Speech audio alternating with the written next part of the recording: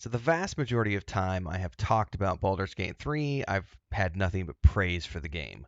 Along the way, there's been some nitpicks here and there, and eventually we got to the end. I did my review. I've still got to do my final thoughts video, but along the way, I said I was going to do some of the things I didn't like about Baldur's Gate 3, even though the game definitely got my Game of the Year and it's definitely the number one contender for Game of the Decade so far from me.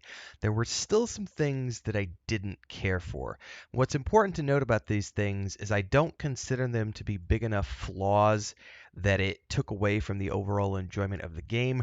They're mostly just nitpick things that I probably wouldn't have put up with in other games, but I was willing to put up with here because the overall experience was so overwhelmingly positive, which I think also probably points to a greater conversation about how many other games are there out there would people be willing to give more time to if the rest of the game was really good?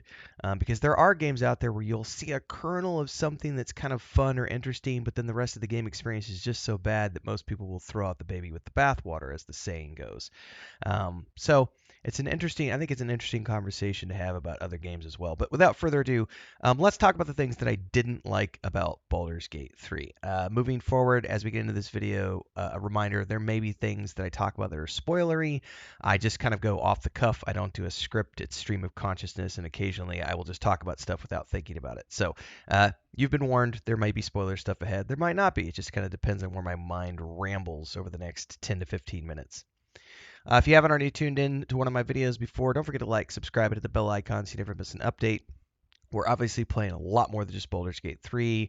We do lots of different games. We do TV shows, films. We do the podcast around Middle-earth and Dune. There's a whole bunch of member videos we do for our channel members. We're writing a novel with our members in 2024.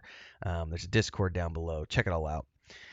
The number one thing that I don't like about Baldur's Gate 3, and this is sort of a Larian Studios thing more than anything else, but I've also noticed it cropped up in Rogue Trader when I was playing Warhammer 40k Rogue Trader the beta, which is the default to pan the camera around is the I'm not gonna be able to pull my mouse up because of the cord. Here it goes.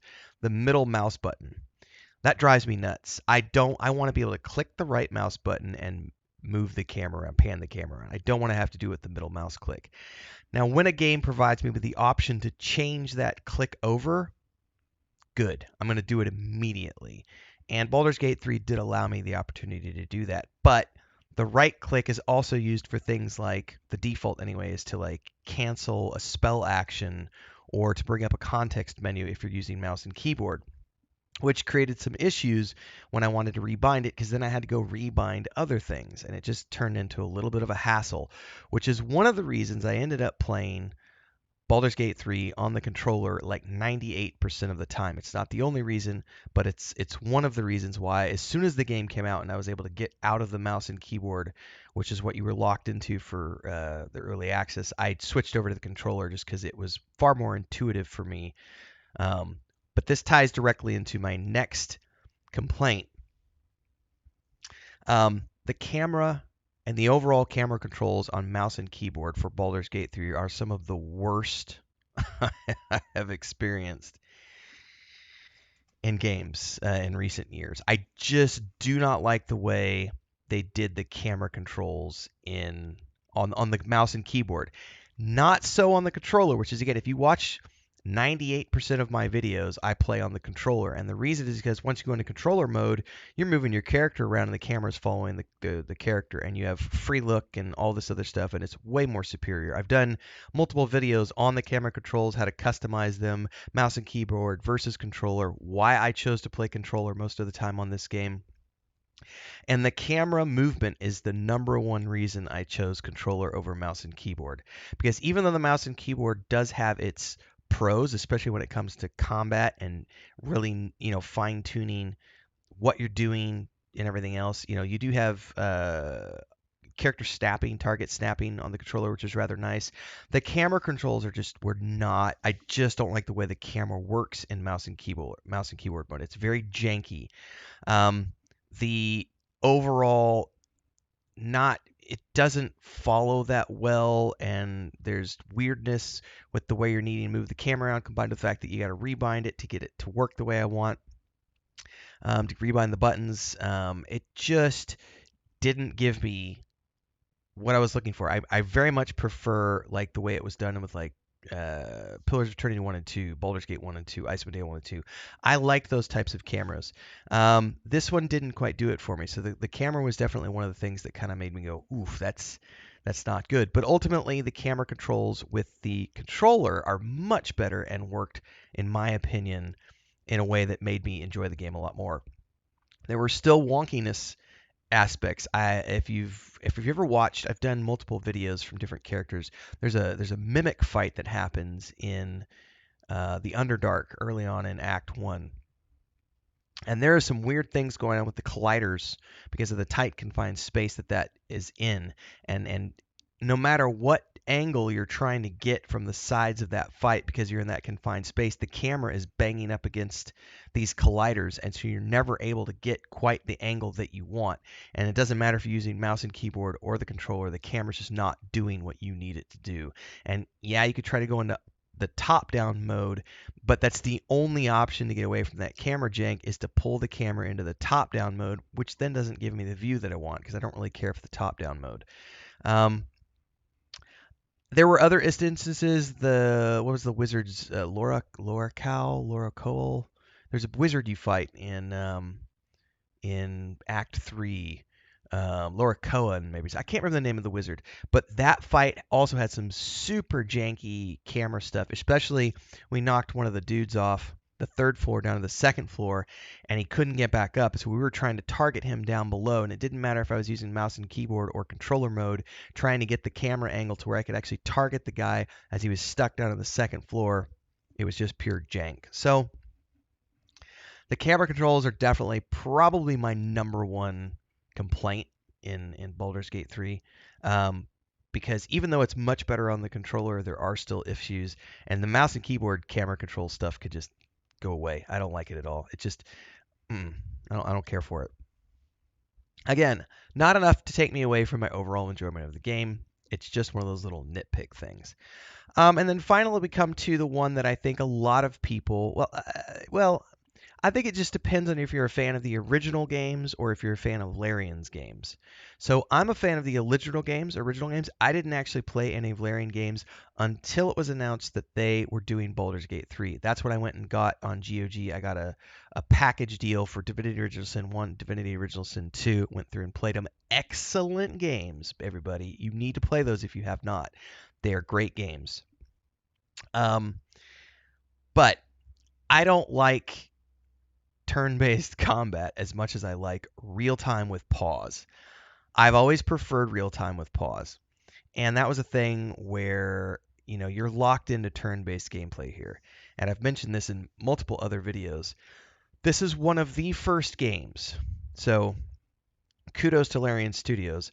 This is one of the first games that pushed me out of my comfort zone in terms of actually being willing to stick with a game that did turn-based combat. Because like Wastelanders 3, which I should totally probably go back and try again because I paid full price for it when it came out, and I was just so not pleased with turn-based in that game that I ultimately quit playing it, and now I kind of feel guilty for that, and I kind of wish I would have gone back and redone it because it did have a really good storyline, and I may do that. You never know. We'll just see how this year pans out. Quick commercial break, everyone, to give a shout out to our first official guild officer, Bubbalonia, as well as all of the guild champions, and of course, all of the members who help keep me on the air full time. To join as a member, simply click that join button below and pick your tier, but you can also support with SuperChats on any live stream or premiere, or SuperThanks on any upload or YouTube short. Don't forget the Discord. Let's get back to the video. I prefer real time with pause. And I realize that there are some really cool, crunchy, statistical, the way you can really get into the tactical side of combat in turn-based mode. I realize that that's something that people really like. I initially also didn't like Celasta's combat because it was turn-based, but Celasta won me over just because of how much it felt like I was actually sitting down and playing tabletop. And that was sort of a, whetting my appetite for what Baldur's Gate 3 was going to do. And ultimately, at the end of the day, thanks to both of those games, really, for at least making me more willing to be patient with a game that did turn-based gameplay, because that was what then allowed me to sit down and play the Lamplighters League and say, actually, this is kind of a fun game, even though I traditionally don't like turn-based gameplay. I still prefer real-time with pause, but it is what it is. I would love it if they gave people the option to do either or. That would be far more beneficial in my mind. And I think that's something they did in Pillars of Eternity 2 Deadfire, was they ended up adding a turn-based option after launch, I think is the way it worked, because you could choose which way you want to play. So I much prefer that. And finally, my last complaint, which again is not a big deal, it's a nitpick, and no, I will never use mods to fix this. I'm not a fan of, and never have been a fan of, anything less than a 6-person party system, because that has always felt traditional, because that's what the first 2 games did. That's what Icewind Dale 1 and 2 did, was the 6-person party system, and I much prefer having 6 characters in my party. I will say, however, and I've gone on the record and said this a couple of times in other places, Larian did such a good job with the characters of this game that I never felt like it was too few. I remember when Neverwinter Nights came out, and I think it was only 2 characters. You could only have yourself and a companion, if I remember correctly. And I was like, this is absolute malarkey. I just can't. I had a really hard time liking that game because they only let you have, that tiny little amount of characters. And I was coming fresh off all these other games where I'd had 6 people in my party. So I'm always going to prefer 6-person party systems. Having 4. I think it was the very first video I ever did about Baldur's Gate 3 when the game was announced. My initial gut reaction was, I don't want to be limited to 4 people, and that's really going to impact my enjoyment. And when I actually played it throughout early access, I did grow to become accustomed to it. It's still not my preference. I don't like it as much as a 6-person party system, but overall, the depth of the characters as they play out over the game felt good enough that even though it's only 4, there are so many cutscenes and so many emotional, impactful moments in this game with your characters that it didn't really feel that detrimental to me by the time I got done with it. So, those are things, like I said, they're not really big things. They're these things that I don't like about Baldur's Gate 3. They're not enough to take away from me giving it Game of the Year or my number 1 slot for Game of the Decade so far. Highly enjoyable game. I'm happily playing through my second playthrough right now with my Sorcerer, and looking forward to continuing the journey with this game over the years to come. I don't play with mods, so none of the things that other people will say, like, I'm going to use a mod to do this, that, and the other, I won't do. So I always will just play the game how the developers intended the game to be played. So for me, those are the limitations of this game, and I accept them. It's no different than any other thing, Pizza is great. I don't like pineapple on my pizza, but I will eat it if it's served to me. It's not my favorite, but it's like, it's still pizza, you know what I mean? Like, it is what it is. So, there are other little things along the way that kind of stuck out, but not enough for me to want to jump down the Larian's throat about it. I think there was a couple of moments where the story felt a little weak in Act 3, when you have these major impactful moments in Act 1 and 2, and then you get to Act 3, and it just kind of feels like a couple of things kind of fizzled out. But as someone who has written 20 million words of print around the world for clients for the past 20 years, and books and TV shows and other stuff, it's hard to consistently hit high notes every single time with every single thing you're doing. So, it is what it is. At the end of the day, it's a great game. Don't let these little things detract from your experience, because overall it still is worth your time. Get out there and play it if you haven't already done so. Like, subscribe, hit the bell icon so you never miss an update. Check out all the member videos if you're supporting the channel as a channel member. Check out all the other playlists. Join the Discord. And if you're watching live, don't forget we multi-stream on Twitch now. So see you over there as well. Till next time, everybody, stay safe. Happy gaming.